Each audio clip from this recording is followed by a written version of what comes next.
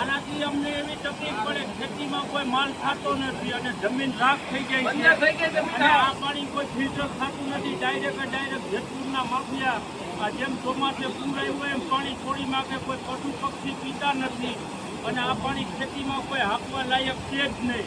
એટલી અમારી સરકારથી નમ્ર અપીલ કે આ પાણી કોઈ કાળે બંધ કરાવે અને જો બંધ નહીં કરાવે તો અમે ખેડૂત બધા સાથે મળીને ઉગ્ર આંદોલન કરશું.